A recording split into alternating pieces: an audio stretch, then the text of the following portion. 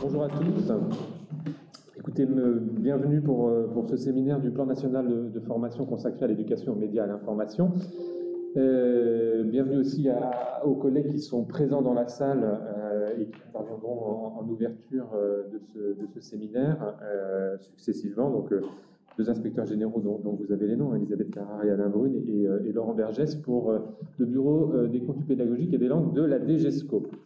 Quelques propos introductifs qui sont vraiment d'actualité aujourd'hui, en ce 24 janvier, j'y reviendrai, compte tenu du déplacement du ministre sur le thème de l'éducation aux médias et à l'information à Tourcoing ce matin.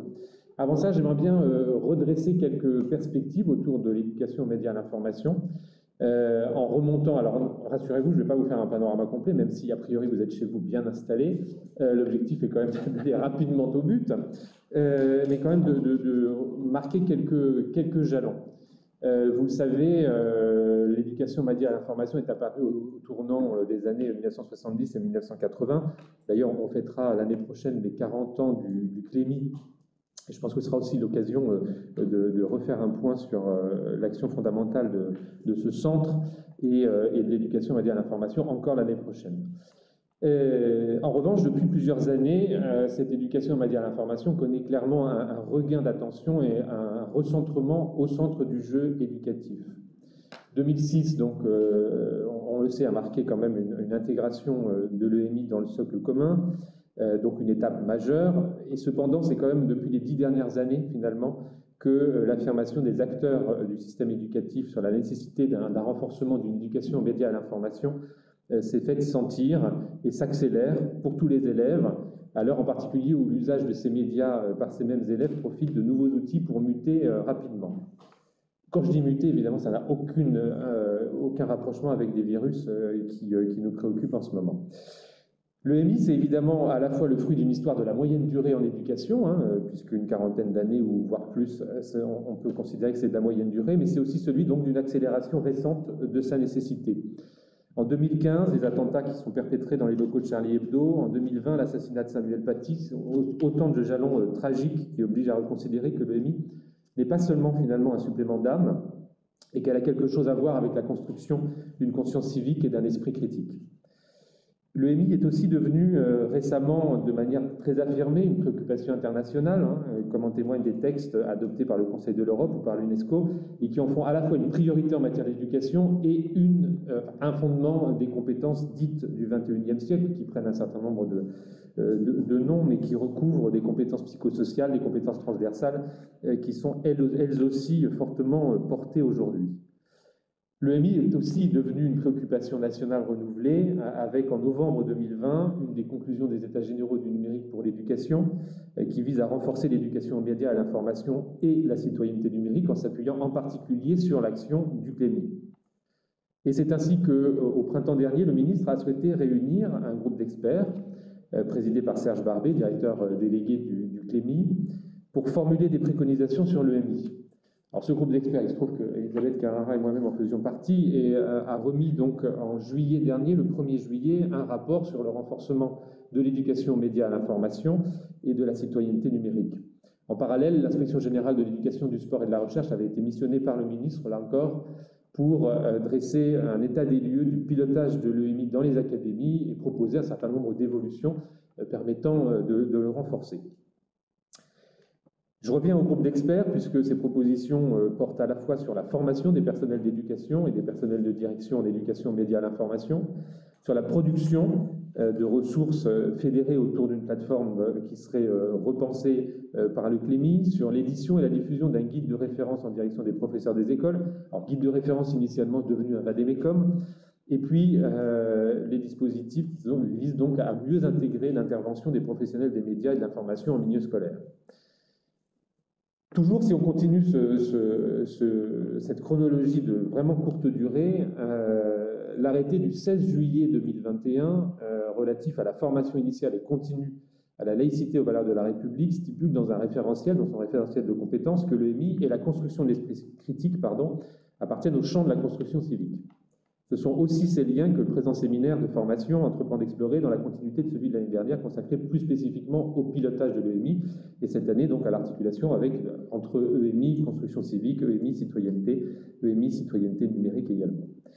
Plus récemment encore, la remise d'un rapport sur l'esprit critique au président de la République par la commission présidée par Gérald Bronner le 11 janvier 2022, dans la continuité de la publication par le Conseil supérieur scientifique de l'éducation nationale d'un rapport, d'un texte rédigé par Gérald Bronner et Elena Pasquinelli, qui s'intitulait « Éduquer à l'esprit critique, base théorique et indication pour l'enseignement et la formation », montre que l'esprit critique devient une cause nationale et affirme justement ce rôle central que l'EMI doit y jouer. Si on regarde le rapport de la commission Bronner, qui s'appelle « Les Lumières à l'ère numérique », on voit bien que les perspectives liées au développement des thèses complotistes, à la nécessité d'avoir un esprit critique renforcé face à la diffusion de l'information, passent par une meilleure éducation à l'information et aux médias. Et parmi les propositions esquissées par le rapport Bronner, autour de différentes thématiques, figurent bien évidemment en très bonne place l'éducation critique et l'éducation aux médias et à l'information. Le président de la République lui-même a salué d'ailleurs le travail fondateur de la Commission et a annoncé le lancement d'une série de chantiers qui ont vocation à faire de la France un pays pionnier dans la lutte contre la désinformation et dans la régulation des grandes plateformes. Et le premier de ces chantiers est donc nommément cité comme étant l'EMI et l'éducation de toutes et tous. Sachant que les élèves, bien évidemment, constituent une cible privilégiée, cible au sens noble du terme, puisque nous avons là un canal de transmission particulier avec l'école. Je reviens sur la date d'aujourd'hui, donc 24 janvier 2022. Je vous le disais, le ministre Jean-Michel Blanquer est en déplacement à Tourcoing sur la thématique de l'EMI. C'est aussi un jour, et normalement, si vous allez consulter en direct le site EduScol, le guide, le Vademecum est bien en ligne.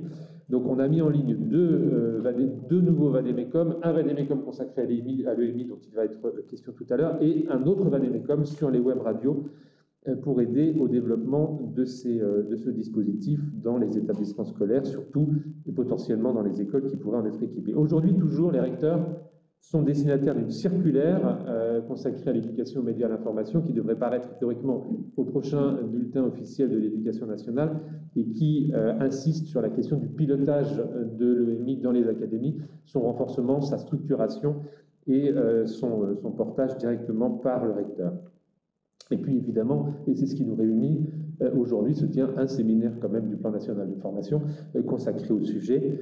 Et donc on le voit, c'est l'ensemble de la mobilisation autour de l'EMI qui requiert à la fois l'adhésion des acteurs que vous êtes, vous y travaillez depuis des années, souvent depuis le début de votre carrière, mais aussi on recherche l'adhésion de tout acteur de la communauté éducative, ce qui n'est pas une tâche toujours aisée. C'est aussi pour nous, au-delà de l'adhésion des acteurs, la mise à disposition de ressources et d'outils. C'est la réaffirmation, je l'ai dit, d'un pilotage académique de l'EMI et c'est l'activation de la formation de formateurs comme étant un élément essentiel de cette politique. Voilà, donc je n'ai qu'un vœu, c'est que nous soyons collectivement, et je dis bien nous parce que je nous inclus là-dedans, à la hauteur des ambitions qui sont nourries autour de l'EMI et de la citoyenneté numérique. Je vous remercie très sincèrement de votre engagement. Je remercie aussi les organisateurs qui sont toujours non visibles lors de ces actions-là et surtout à distance de ce PNF et les intervenants à ce séminaire. Et je vous souhaite une excellente journée d'échange. Bien, bonjour à toutes et à tous. Bien, Jean Hubert l'a souligné, nous sommes dans une période marquée par une volonté forte de donner une nouvelle impulsion à l'éducation aux médias et à l'information. Je vais donc simplement commencer par quelques mots pour rappeler le champ de l'éducation aux médias et à l'information en reprenant les trois termes clés qui constituent cet acronyme. Éducation, d'abord, qu'est-ce que cela implique? Éducation, ça veut dire que l'on va travailler à la fois sur l'acquisition de savoir, de savoir-faire, mais également de savoir-être. Alors, éduquer aux médias, qu'est-ce que ça implique partant de ce premier élément? C'est que éduquer aux médias, c'est tisser un ensemble de compétences qui sont relatives à la maîtrise des médias, c'est-à-dire l'accès notamment à des outils informatiques, mais pas seulement, et c'est un point important sur lequel nous reviendrons tout à l'heure. Donc, des outils, des médias qui servent autant à recevoir qu'à traiter l'information, ce qui donne déjà deux dimensions du travail qui est à conduire avec les élèves, puisqu'ils vont être amenés à travailler sur les informations qui leur sont données, mais aussi à les diffuser, à les fabriquer et pour cela adopter une conduite que l'on peut qualifier de conduite éthique, comportementale et intellectuelle qui formeront tout un usage qui est un usage réfléchi des médias. Troisième terme, la notion d'information. Alors là, on est dans une notion qui est plus difficile à cerner, qui est l'objet de maints débats. Simplement, je voudrais attirer l'attention sur le fait que lorsque nous parlons d'information ici, il ne s'agit pas de l'information réduite à ce que l'on entend au sens courant, celle que diffusent certains médias. Ce qui veut dire que travailler sur l'information, ce qui se joue par ce travail sur l'information, c'est aussi bien travailler sur les sources, que sur les vecteurs de leur formation ou encore leur architecture. Il ne suffit pas dans un contexte de concurrence, de grande confusion dans la diffusion d'un certain nombre d'idées, de constater, mais également d'analyser la source de ce que l'on entend. Alors, c'est la notion même d'information que le développement des réseaux sociaux numériques met en jeu. C'est la raison pour laquelle, aujourd'hui, bien que le MI soit quelque chose qui est travaillé depuis bien longtemps, Charles Bach a rappelé à l'instant que nous allions fêter les 40 ans de la création du CLEMI, mais la diffusion à une large écoute et l'audience que prennent les réseaux sociaux auprès des jeunes dont nous avons la responsabilité montre que plus que jamais, il est nécessaire de réaffirmer ce travail. Donc, le contexte impose de repenser les missions, de donner pleine dimension à l'EMI dans le système éducatif, et là, l'EMECOM qui va vous être présenté tout à l'heure s'attache à donner des pistes pour aller plus loin. L'objet qui nous occupe est donc un enjeu fondamental, un enjeu scolaire en même temps qu'un enjeu citoyen, puisque l'information, comme le disait Elisabeth Carrara à l'instant, nous invite à travailler sur un champ vaste qui implique complètement l'élève, celui qui apprend, mais aussi la personne et le citoyen. Celui qui apprend d'abord, car travailler sur l'éducation à l'information constitue un véritable enjeu en termes de réussite scolaire. Ce qui est en jeu, c'est la capacité, où sont les élèves, de rechercher une information juste, de produire une information exacte et de faire preuve d'un véritable esprit critique. L'enjeu est bien de permettre à tous les élèves de construire leur autonomie intellectuelle. C'est évidemment capital dans notre société de l'information, ouverte, dérégulée, dans la perspective d'une hausse globale du niveau de diplôme de la population. C'est aussi un enjeu qui est particulièrement fort avec les évolutions récentes du système éducatif et le nouveau poids qui est donné à l'orientation.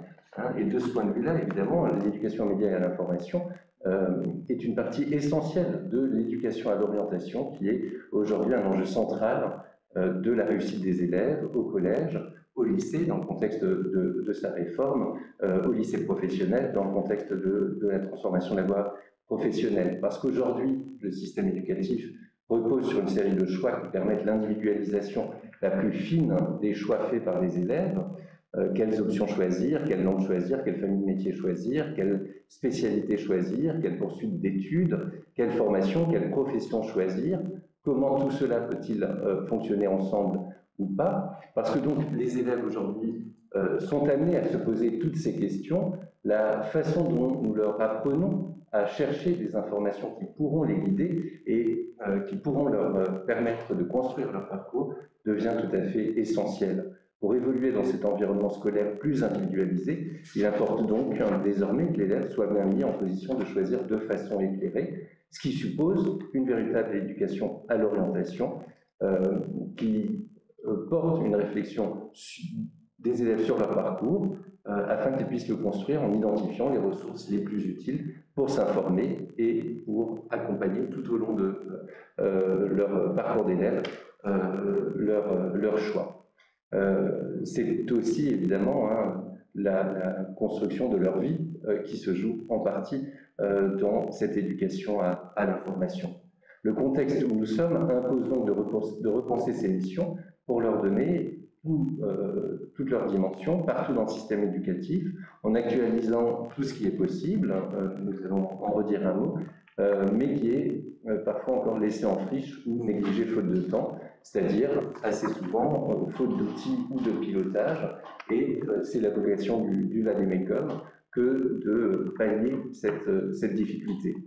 L'enjeu est d'autant plus important dans une société où les élèves sont appelés à connaître, à fréquenter, à juger les différents médias, mais où ils sont aussi appelés à produire de l'information ou des informations, dans la mesure où les nouveaux médias et les réseaux font des élèves en même temps des créateurs incessants de contenu que des consommateurs frénétiques de ces contenus. Et si on ne les accompagne pas, c'est alors le cœur du travail éducatif qui va être mis en cause dans l'éducation au savoir, je le disais à l'instant, dans l'éducation à la citoyenneté, dans l'éducation au savoir, puisque leur rapport au savoir risque de se régler sur d'autres repères que ceux de la communauté éducative. Et sur des repères qui ne seront plus complémentaires avec ceux de la communauté éducative, mais qui risquent d'être orthogonaux. L'enjeu est donc de permettre aux élèves de prendre conscience de cela et de faire en sorte que la démarche pédagogique puisse intégrer cette nouvelle situation des savoirs scolaires par rapport au contexte plus large de nos sociétés dans leur rapport au savoir. C'est aussi un enjeu d'éducation à la citoyenneté. Et on voit bien qu'il y a un lien étroit entre l'accès au savoir et à l'information et les choix que l'on fait comme citoyen. Parce que la position dans la cité des élèves risque de s'enfermer dans des logiques de groupe qui ne sont pas forcément favorables à la construction d'une information vérifiée, détaillée, débattue, argumentée, autrement dit à l'information que construit le système scolaire, notamment, plus largement la communauté scientifique. Les élèves risquent de basculer dans des visions de la cité qui s'opposent à leur implication sereine en son sein. De ce point de vue-là, c'est le travail qui est mené dans tous les enseignements qui a un rôle à jouer, parce que en consolidant le savoir, il peut aussi stabiliser le lien des élèves avec la cité. On pourrait prendre comme exemple le fonctionnement des algorithmes. C'est en même temps un enjeu disciplinaire. Expliquer comment fonctionnent les algorithmes, c'est évidemment quelque chose que les disciplines scientifiques ont apporté, mais c'est aussi un enjeu d'éducation aux médias et à l'information, parce que comprendre comment fonctionnent les algorithmes, c'est comprendre comment s'agrège aujourd'hui l'information, et c'est du même coup un enjeu citoyen, parce que ça donne les moyens de comprendre la fabrique de bulles cognitives qui risquent de fausser le jugement des élèves futurs citoyens et déjà citoyens. Au-delà du plan scolaire, c'est donc plus largement un enjeu de citoyenneté et de vivre ensemble qui se pose, avec l'exigence pour tous les élèves d'apprendre à jouir pleinement de leur liberté. Alors, travailler avec les élèves, c'est aussi leur apprendre à se prémunir contre les risques qui sont inhérents à l'utilisation des médias. Alors, se prémunir contre les risques, les prémunir contre les risques, ça relève pleinement des missions de l'ensemble des enseignants. C'est rappelé par le Code de l'éducation qui souligne bien que l'éducation aux médias comporte une éducation aux droits et aux devoirs liés à l'usage de l'Internet et des réseaux sociaux. Alors, quel point de vigilance? D'abord, les prémunir contre les risques en tant qu'auteurs. C'est déjà les protéger. Savoir qu'en tant que producteurs de ressources, la loi les protège et leur apprendre les canaux qui leur permettent de se prémunir contre le plagiat de leur propre production. C'est aussi protéger les auteurs qu'ils utilisent et donc les mettre en garde contre une utilisation qui serait le simple copier-coller de la parole d'un autre que l'on s'approprierait.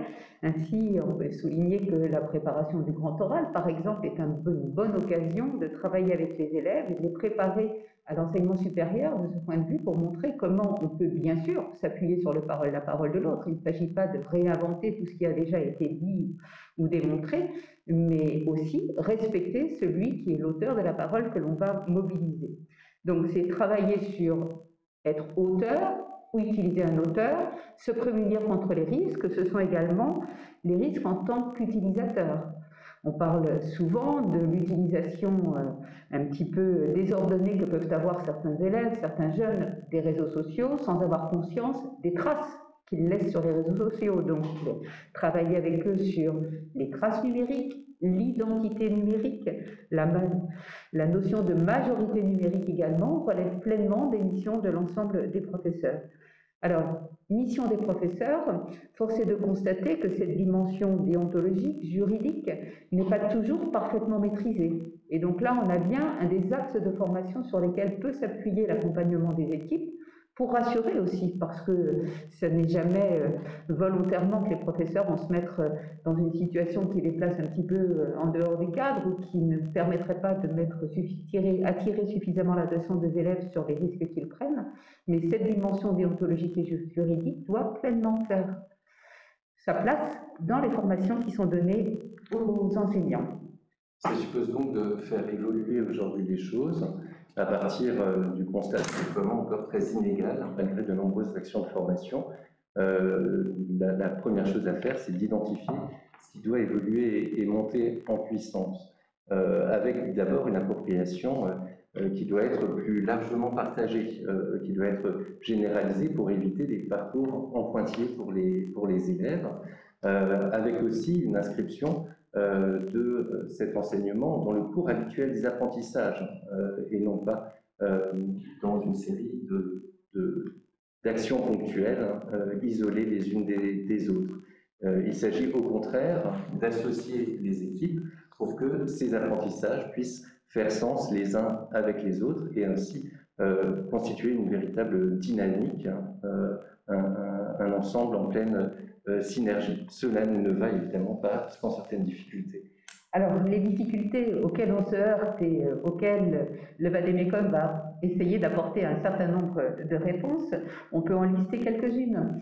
Alors, j'ai évoqué tout à l'heure la définition, ce que l'on met derrière le champ de l'éducation aux médias ou à l'information. Je dirais que la première difficulté peut être d'identifier ce qui relève des champs de l'EMI. Un petit peu comme M. Jourdain, bien des enseignants font de l'EMI sans le savoir, parce que, comme je le disais, on ramène souvent l'EMI au numérique. Non, quand on travaille sur un texte et quand on travaille sur l'esprit critique, c'est à partir d'un texte littéraire. Quand on travaille sa démarche scientifique, on est bien dans le cadre de l'éducation aux médias et à l'information. Deuxième écueil, alors je vais peut-être utiliser un terme qui est un petit peu fort, mais je dirais que souvent l'EMI est un impensé en termes de parcours de formation. Qu'est-ce que nous voulons dire par là? Parce que c'est un point sur lequel nous avons longuement échangé avec Alain Brune. On a énormément d'actions qui sont menées. Beaucoup d'enseignants à tous les niveaux du parcours de l'élève qui travaillent sur des situations, des objets qui relèvent bien de l'éducation aux médias et à l'information. Ce que l'on relève et qui fait plus souvent défaut, c'est la coordination de l'ensemble de ces actions. Par exemple, la coordination dans le temps. On fait de l'EMI dès la maternelle, on en fait jusqu'au lycée et bien sûr, on en fera aussi dans l'enseignement supérieur. Quand on regarde ce qui se fait, je prends l'exemple du travail qui est mené sur les stéréotypes, que l'on retrouve souvent. Beaucoup d'enseignants, personnels d'éducation travaillent sur les stéréotypes. On constate les stéréotypes. On le travaille en maternelle en regardant un ouvrage dans lequel on voit, on va reprendre un terme des années 70, papa lit et maman coud. On reprend encore ça. On observe, d'accord. Ensuite, un petit peu plus tard, au collège, on va regarder dans une série télévisée comment sont représentées les femmes, comment sont représentés les hommes. Et puis, on va poursuivre ce travail-là au niveau du lycée. Alors, bien sûr, à chaque fois, on constate, on met en évidence dans des situations plus complexes qui correspondent à l'évolution de la formation intellectuelle de nos élèves. Mais au-delà de ce constat, comment a-t-on travaillé ensemble sur ce que l'on permet à l'élève d'acquérir à chaque étape?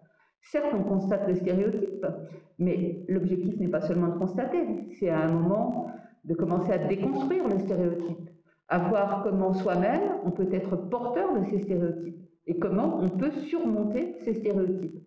Ça nécessite de penser le parcours de l'élève dans le temps et bien sûr de s'appuyer sur les instances qui le permettent, conseil de cycle, conseil pédagogique, etc. Mais ça nécessite également un pilotage, bien sûr, et on renvoie ici au rôle aussi bien des inspecteurs que des chefs d'établissement. Quand je parle de parcours, c'est aussi le parcours au sein d'un même niveau d'enseignement, d'une même classe, la même année. S'assurer qu'on ne travaille pas sur la même chose en parallèle sans établir de pont. Qu'à chaque fois, les choses sont bien identifiées et qu'on repère ce sur quoi l'élève travaille, comment il pourra transposer les compétences acquises et monter en compétences au fur et à mesure de cette construction. Donc, premier élément à travailler, nous semble-t-il, cette notion de parcours, beaucoup de ressources, comment les articuler entre elles et comment faire un outil, un levier pour un apprentissage progressif, l'acquisition de compétences qui pourront être évaluées. La certification PICS aujourd'hui, en fin de troisième, en fin de cycle terminal, offre par exemple l'occasion d'évaluer la maîtrise d'un certain nombre de compétences. Deuxième difficulté, deuxième axe de travail possible, bien concevoir l'EMI comme étant partie intégrante des apprentissages disciplinaires. Alors, Alain Brune a évoqué cette question-là, hein, le fait que parfois on a, quand on est professeur, un programme qui est lourd à mettre en place et qu'on perçoit l'EMI comme étant quelque chose en plus qui va nous faire prendre du retard. Non, l'idée c'est de montrer que cette EMI s'inscrit bien dans les programmes disciplinaires, dans le travail que peut mener un CPE, que peut mener un professeur de lettres, un professeur de sciences, l'inscrire dans le travail disciplinaire, d'une part pour qu'il n'apparaisse pas comme une charge supplémentaire, mais surtout pour donner pleinement sens aux compétences, pleinement sens à ce que nous travaillons. Travailler l'EMI en dehors des champs disciplinaires, c'est un petit peu avoir un travail hors sol. Donc ici, avec l'EMI et le travail collectif qui peut être mené dans une équipe, on a bien une occasion de rendre vivant ce travail qui est mené sur les médias et l'information. Alors, bien sûr, on dit tout le monde doit s'en emparer, avec toujours ce risque que personne ne le fasse, mais on a aussi un certain nombre de leviers qui peuvent être activés dans les établissements. Il y a un certain nombre d'acteurs qui peuvent apparaître comme des points d'appui sur lesquels le pilote, que ce pilote de l'établissement ou le pilote d'une discipline pour un inspecteur peut s'appuyer, pour que ce ne soit pas qu'une affaire de spécialistes. Alors bien sûr, j'évoque par exemple les professeurs documentalistes. Leur mission les positionne comme maîtres d'œuvre de la mise en œuvre de cette éducation aux médias et à l'information, et l'élaboration du projet de politique documentaire peut être un moment à la fois pour rentrer sur le fond, avoir cet échange entre professeurs, CPE sur ce que recouvre le champ de l'éducation aux médias et à l'information, mais aussi pour agréger un travail collectif. Autre appui, eh bien, on a dans l'établissement des instances qui associent les élèves. Et il me semble qu'au moment où on affirme régulièrement la très grande porosité entre dans l'école et hors l'école, associer les élèves, faire en sorte que ce qui est appris dans le cadre de l'école ne soit pas perçu par eux comme un savoir scolaire.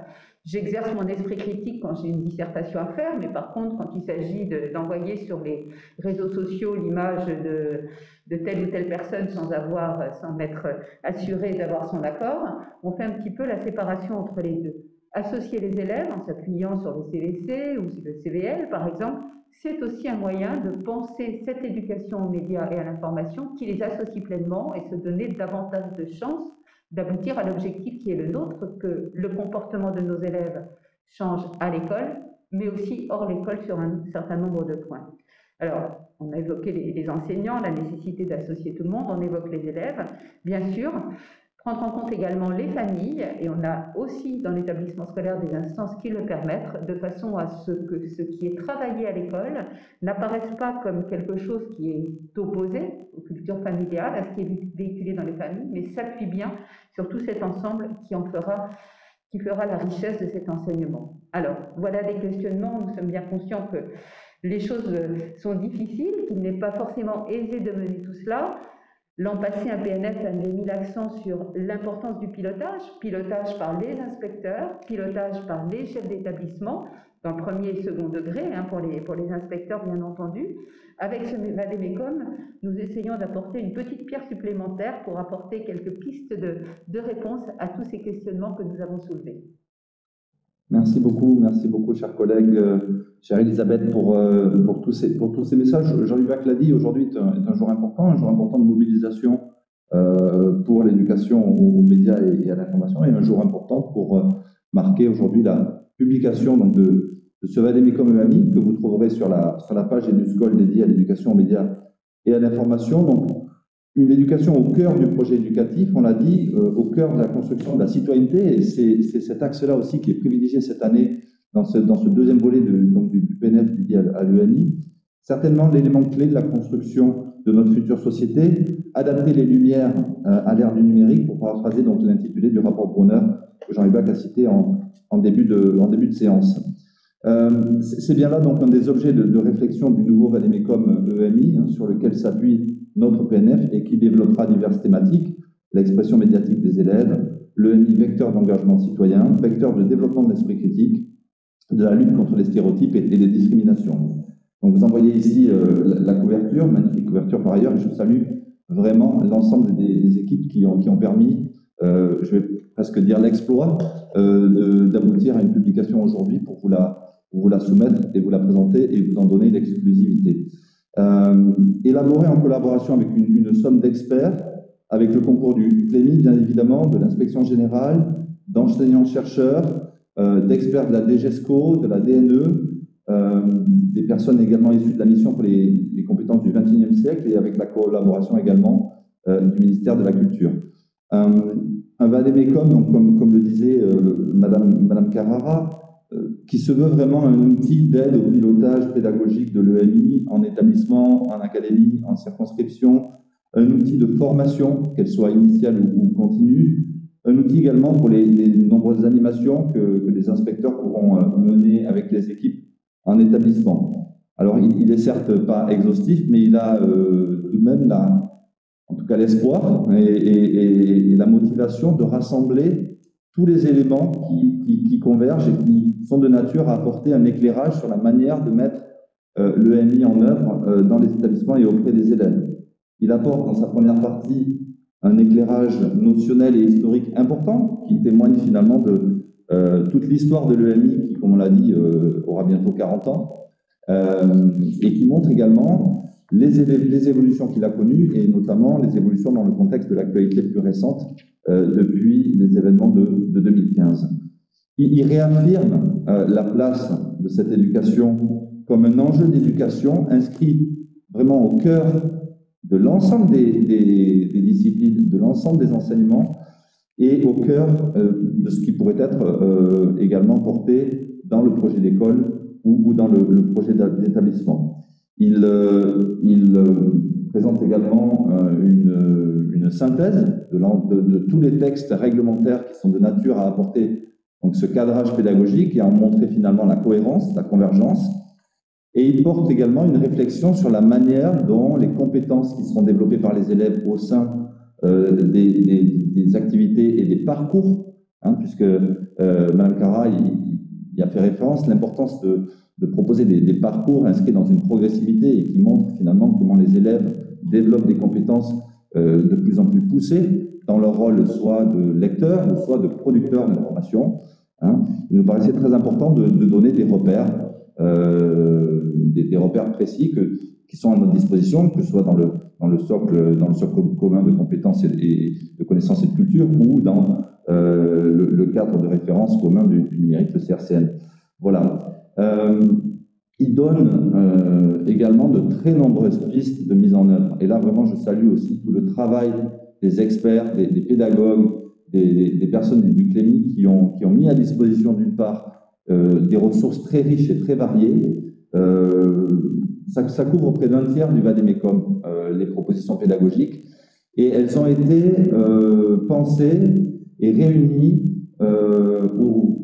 dans des thématiques vraiment qui essaient de couvrir le champ des notions relatives à l'EMI, que ce soit la production d'informations, la recherche, le traitement et l'évaluation de l'information, la désinformation. Je ne les cite pas toutes, mais elles avaient vraiment vocation à couvrir un champ très large des notions que pouvait recouvrir l'EMI.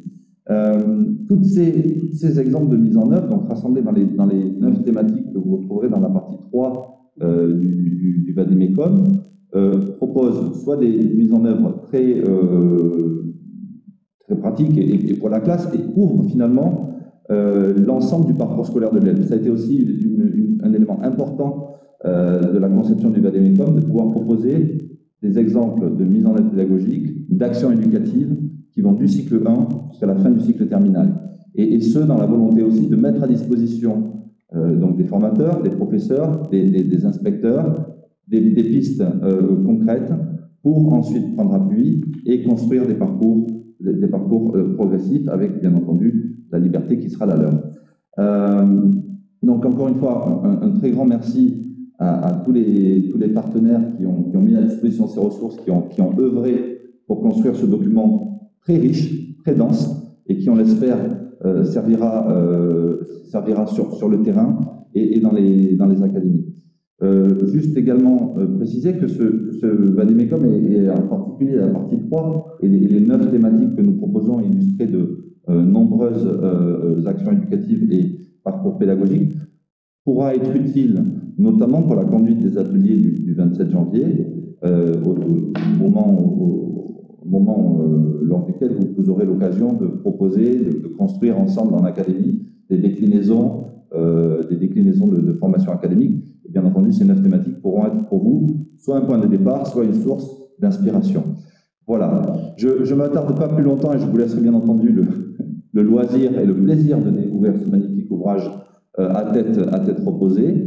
Je vais donc désormais vous souhaiter une excellente matinée de formation avec, donc pour commencer, enfin pour suivre, une conférence sur la définition de la citoyenneté à l'école, une conférence qui nous sera présentée par Madame la professeure des universités en sciences de l'éducation et de la formation à l'INSPE de Versailles, Madame Valérie Becquet, voilà, qui sera suivie d'une table ronde également sur la même thématique de la contribution de l'EMI à la formation du citoyen. Je vous souhaite une excellente journée de formation et à très bientôt sur les sujets de l'EMI, très certainement. Au revoir.